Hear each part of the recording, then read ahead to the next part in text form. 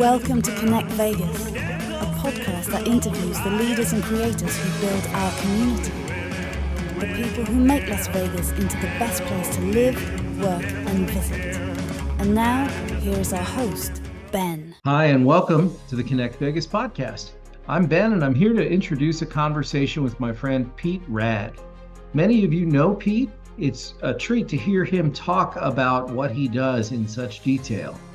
Pete is a musician, is a jingle writer, and he's written most famous local jingles that you're aware of for local attorneys, institutions, like you name it. And he kind of takes us behind the scenes in that process. He talks about his own creativity, his inspirations, his how he does what he does. But it's a really fascinating look on this slice of marketing, branding, and creativity.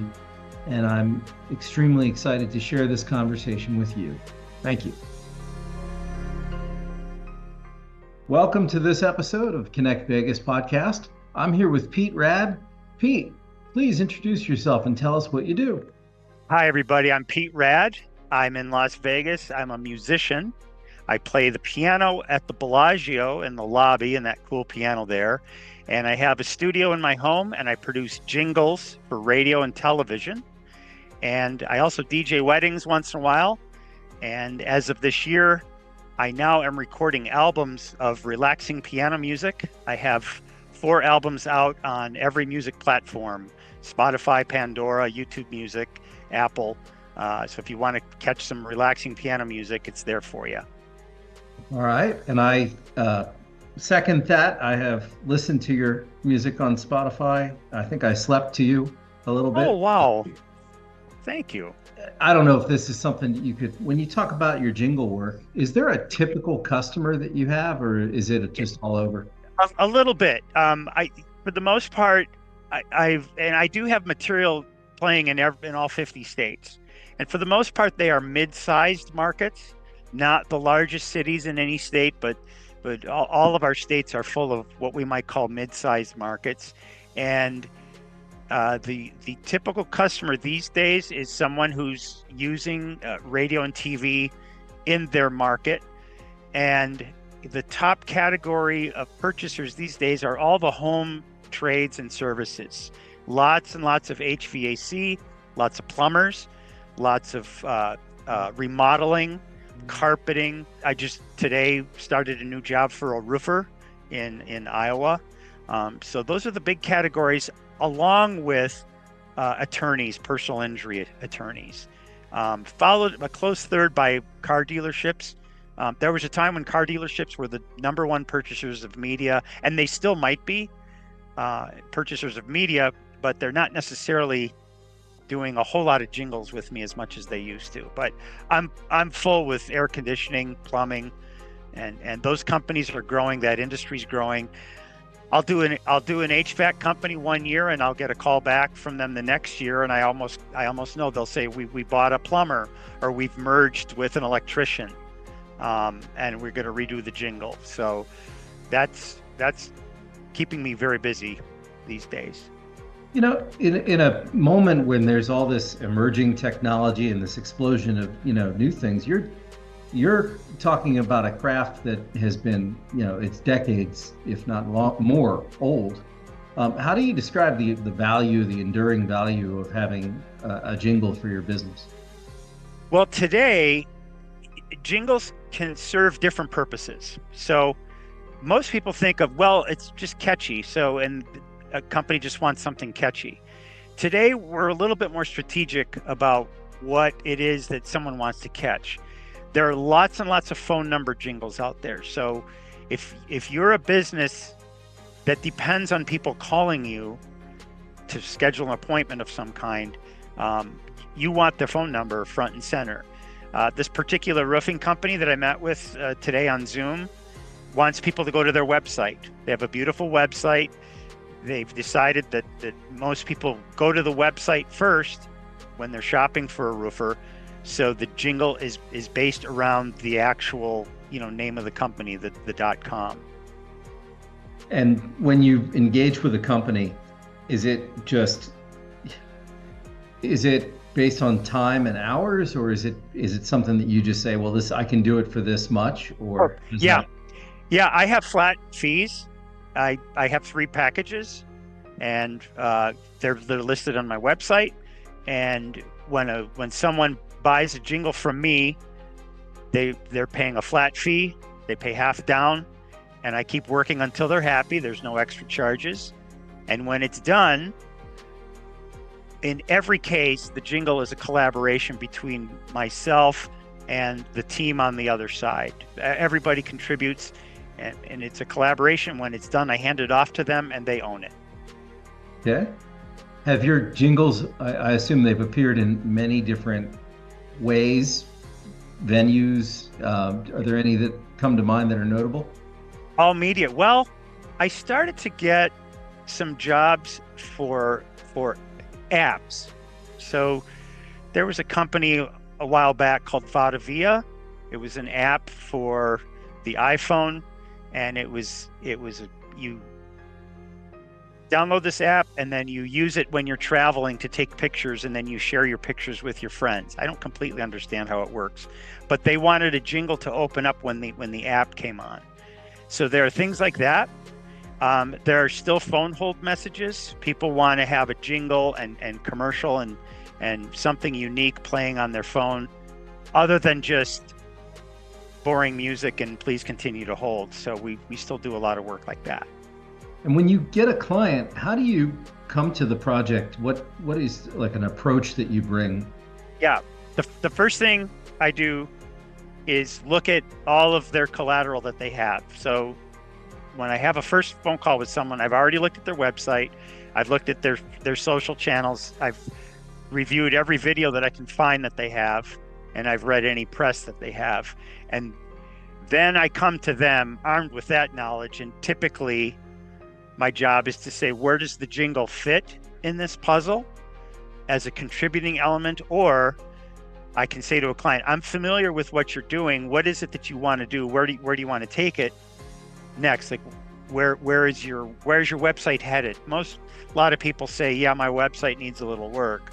This needs work. My videos need work. And my job then is to anticipate what role the jingle is going to play in that future. Okay. And is there something that people sort of don't understand or get wrong about this kind of piece? A very typical conversation that happens is I'll open the conversation with, what are you looking for from the jingle? What do you want the jingle to do for you? Do you have something in mind? And sometimes people do. Sometimes clients have already written jingles and we just produce what they've written. But a lot of times clients will actually just say, well, we just need something catchy. And my response usually is, no, you don't just want something catchy. You want something catchy, but we want to be strategic about what it is to catch. So it could be a phone number, it could be a website, and those are hard sell types of jingles, or it could be something branding. It could be a cool slogan or a phrase. But the idea that I'm just going to come up with something is not what I need to do for them. And they come around pretty quickly. And sometimes I'll just ask them, what are some challenges you're facing? What problems can I solve? Can the jingle, help solve a problem you're having? And then it's my job to listen and interpret and adapt the jingle so that it fits like a piece of puzzle. A media campaign is a great big effort these days that a lot of people with a lot of different training contribute to. And my job is to make the jingle fit into that picture. Sometimes I find working with clients that they can't really articulate what they want, but when you give them something to react to, then they can say, oh no, it needs to be more like this. Do you find that? Yes, to some degree. And what you're kind of saying, Ben, is sometimes clients want you to just walk into the room and throw paint at the wall and then show that to them, metaphorically speaking. But they wouldn't say that, but yes, I agree with you. Yeah. And paint's expensive and time's expensive. So if a client really doesn't know what they want, of course I'm still going to serve them, and work with them. But I am going to challenge them to think about, we're not just gonna throw paint at the wall. What can I try? And they might say, well, try a phone number. Well, at least I'll do a phone number jingle and play that for them. And I do very detailed presentations for clients in a video context where I explain everything. So when a jingle gets presented, I just don't play them the 5 or 10 second thing and say, what do you think? I place the jingle in a complete ads that they've been doing, maybe some new ads, and I present it holistically like that, and I get good feedback from them. So these days, I've worked pretty hard on my presentations. I've paid attention, I think, to what clients say pretty well, and I close almost every job within 3 attempts. And I close a lot of them on the first time. That's remarkable. Yeah. Let me pull up a couple of the jingles that you've provided and that you've done. I'll play one and maybe you can talk about what it was like. Yeah. UNLV. So that's a jingle that I produced, I think, probably 20 years ago or maybe more. And it ran lots and lots and lots on radio and TV in Las Vegas. And hopefully it's catchy. Hopefully people remember it. What people don't always know is that at the time, there was a challenge for UNLV tickets to get the message out that if you wanted to attend an event at the Thomas and Mack or UNLV Sports, which would that been at that time would have been the Sam Boyd Stadium. If you wanted to attend one of those things, you had to go to UNLV tickets. You could not go to a different ticket agency. They were the only ones. So when a commercial plays for something at the Thomas and Mack, and it could be Rebels basketball, it could be wrestling, it could be the circus, it could be monster trucks, anything that happens, people tend to think in their mind, oh, this is coming up. Hey, we should go. Oh, the Rebels are playing Boise State. Oh, maybe we want to go. Maybe we want to go. And then the jingle comes in. We get you there. So it's an aspect of where is the audience's head when they're hearing the commercial, and what role can the jingle play? So people are thinking, hey, I'd like to go. Maybe I want to go. Maybe I want to go. UNLV tickets, we get you there. All right. Well, let me go to, I don't know if this is probably your most famous one. Is the way to go. Call 877-1500. It probably is. I don't know if everybody in Vegas knows this. There's a version of that jingle playing in 20 states, and in some states, multiple markets within the state. Different phone numbers. There's a slow version, a fast version, and a Spanish language version. There are also affiliated law firms that use a different version of that jingle. So yeah, that baby gets a lot of airplay. The original Glenn Lerner jingle that I did for them, and this is probably going on 15 or 20 years ago. This was the first time when an attorney in this area used the phone number as their jingle. And again, the phone number is almost the most important thing to someone who's been a victim in a car accident.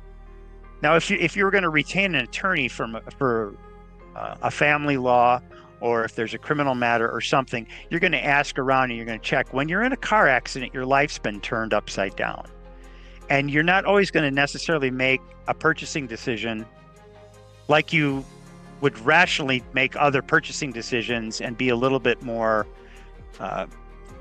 thinking about it a little bit more. So the idea is to get the phone number stuck in people's heads so it's the first thing that they think of and then they call. Now, it still plays. You can hear it on the radio today. You can hear it on TV today.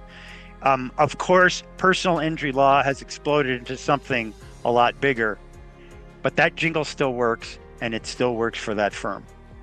Yeah, it'll be in my head the rest of the evening. Yes. After we talk. Yeah, and will we still be friends, Ben? I hope so. I don't know. I'll let you know tomorrow. Yeah, right. I have one more from you. Okay. I Chevy is a place to buy. Oh my God. So, Findlay Chevrolet is a jingle I did pretty recently. And when a car dealer calls me for a jingle, it's usually about a very specific problem. And the problem they were having is not necessarily very obvious. But when people type in Findlay Chevrolet on the internet, they sometimes forget about the D, and they'll type Finley, Finley or Lay.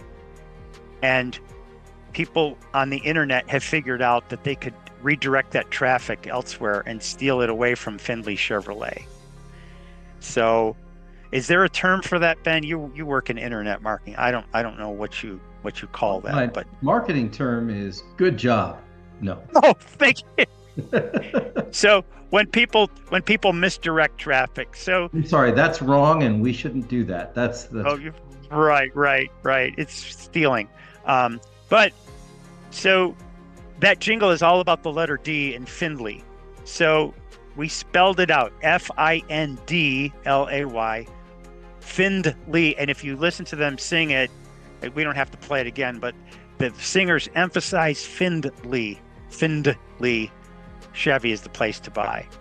And it was all about getting that D when people type it into the internet. So these are, I don't know, is it appropriate to call it a medium, but these are 5 to 6 seconds.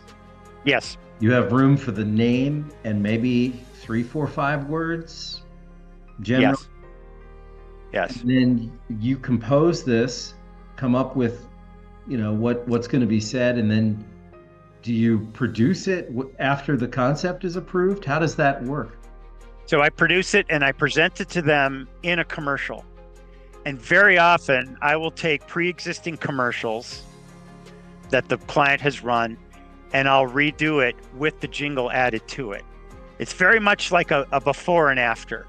This is what your commercial was like before. This is what your commercial can be like with this new music and with this new jingle at the end. And obviously these have been enduring pieces that are, still being used. Do you get feedback on, like sometimes an earwig or something that sticks in your head, people kind of grit their teeth a little bit, but this is for a really good reason, something that you want to have stuck in people's heads. What kind of feedback do you get from your clients about these? That's a good question.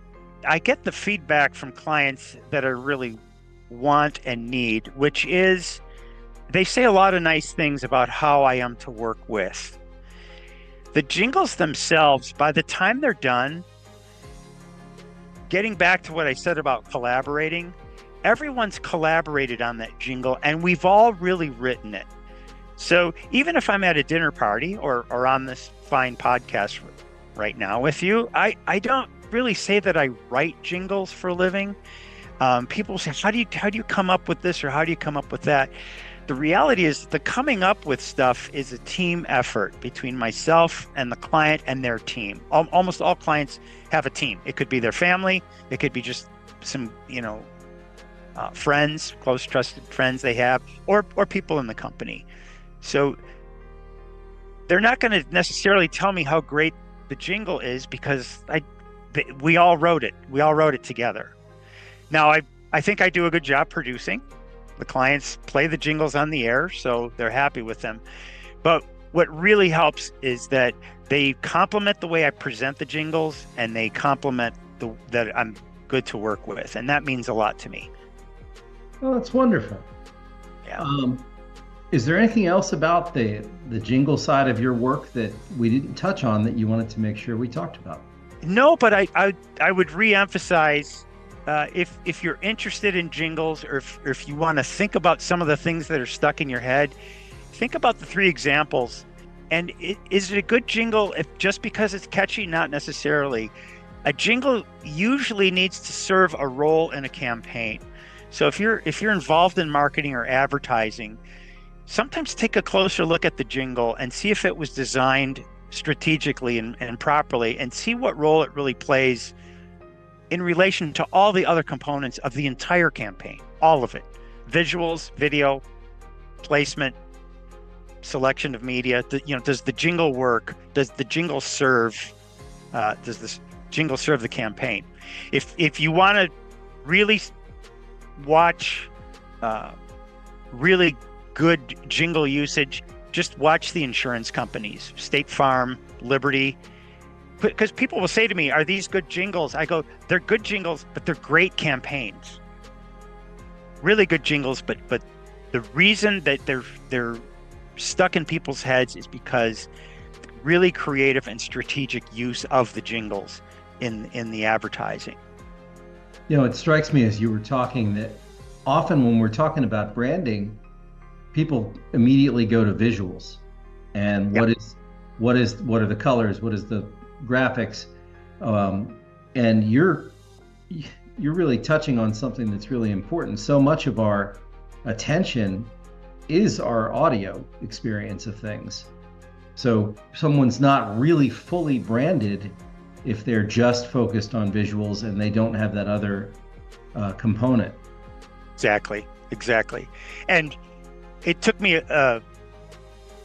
several years of doing this to realize this, but I have to present jingles in a video context. And even if it's just radio ads, I've got to put a picture on a screen so that the client's looking at something when they're listening to the radio ad and listening to the commercial.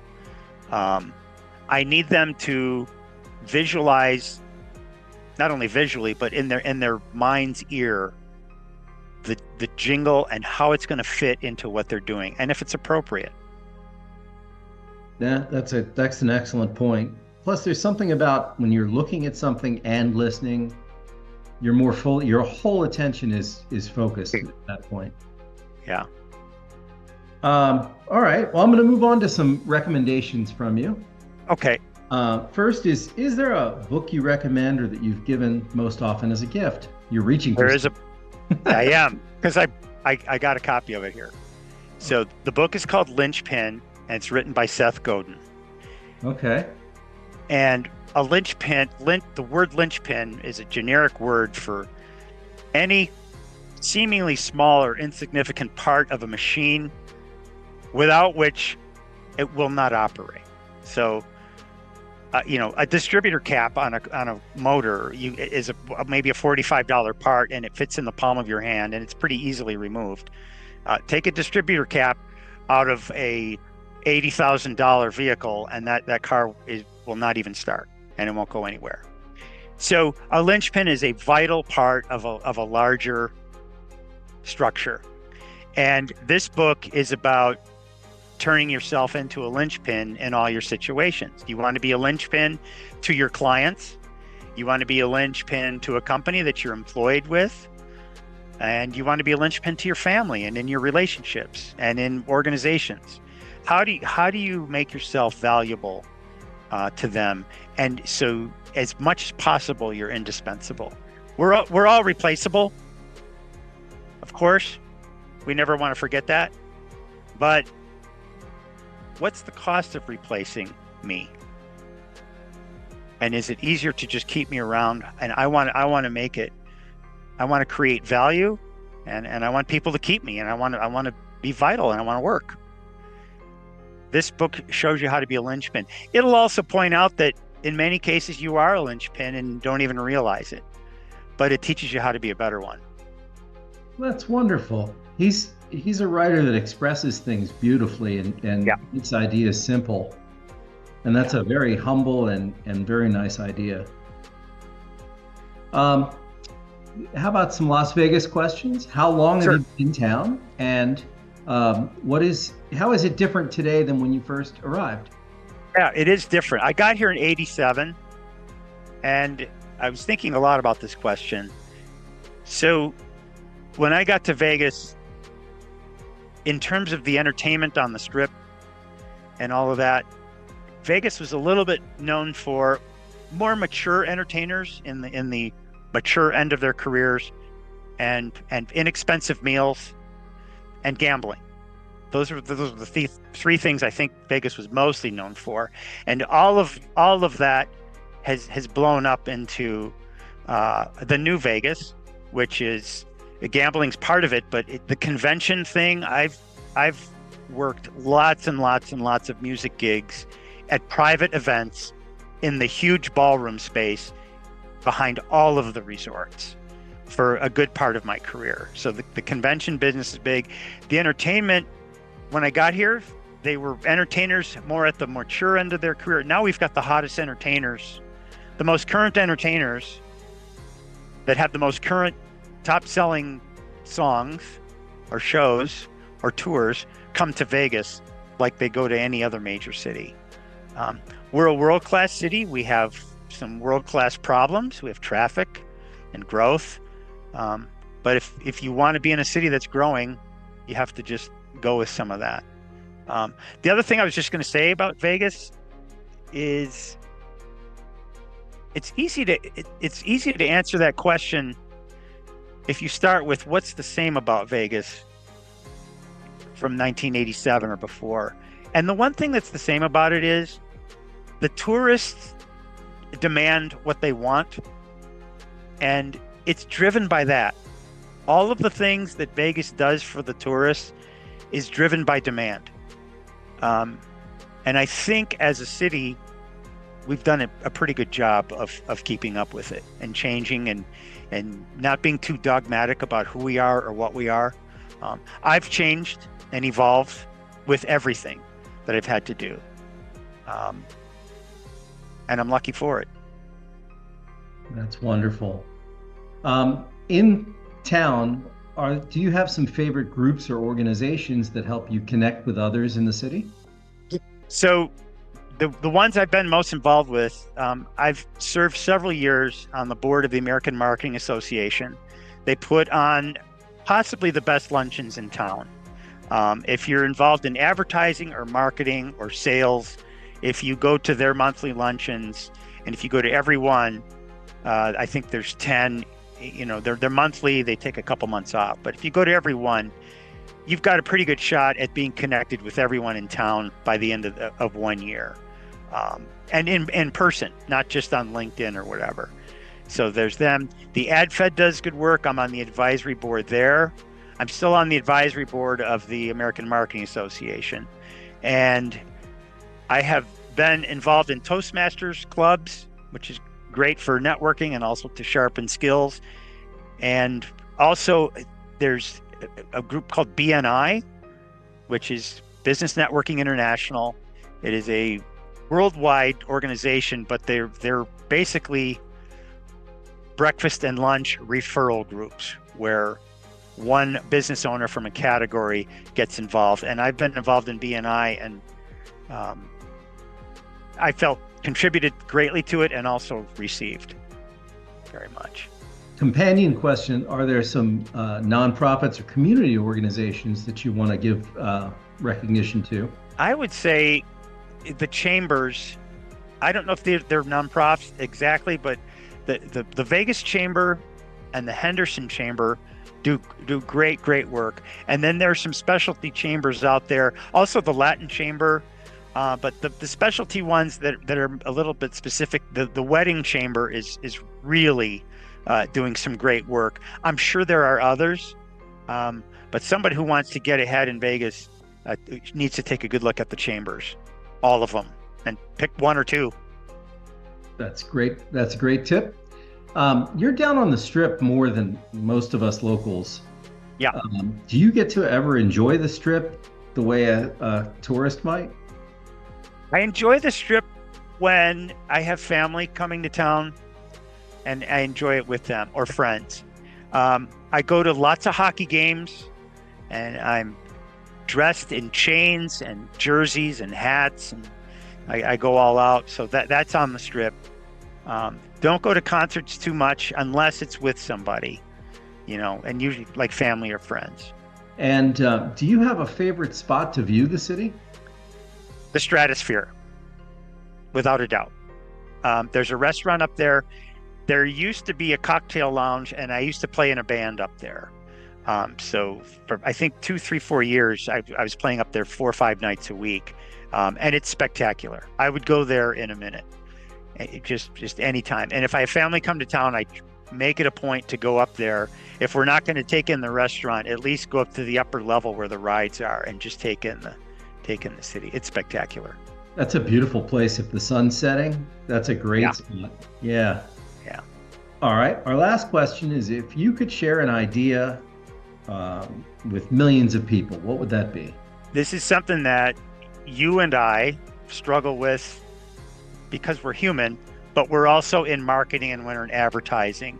And I would say to people, when it comes to any type of posting or sharing or advertising or marketing of yourself, business-wise or personal, keep a couple things in mind. Anything that you post can be about you, but it needs to be for the audience. The about you part is pretty easy. We live in our own lives. We love to talk about ourselves and we love to share things about ourselves. That doesn't mean we always should. And it doesn't mean it's always a great idea to share certain things about yourself if it's not somehow of value to your audience. And with social media, you get to control who your audience is. You can have a wide open to the public Facebook page, or you can just be private about it. And some people are just Facebook friendly with their families only, and they don't post things in public. But it's those two things, about and for. Certainly post about yourself, but really think it and make it for the audience in some kind of way. Make them laugh, let them learn something, show them a nice picture, something that they'll enjoy. And folks will love your posts. That's really, really well said as well. I'm going to include your links in the show notes that go out with this, but how is it best for people to follow or get in touch? I'm on Facebook with a very non-private page. My website is raddtunes.com, raddtunes.com. I'm on LinkedIn, Pete Radd, and my music that's out there is under my artist name, Pete Radd. I didn't go with Peter Radd, I went with Pete Radd. I'm on all the music platforms. There are 4 albums out. I just turned a 5th album into my label 2 days ago, so there's artwork being developed on that one, and that'll drop soon. Oh, that's great. Congratulations on that. Thank you. All right. Thank you. Well, thank you. It's been an absolute pleasure speaking with you. And likewise, Ben. I hope to hear you playing again very soon. It'll happen. Murder and rope is the way to go. Call 877-1500. Findlay Finley Chevy is a place to buy. Home of the UNLV tickets. We get you there.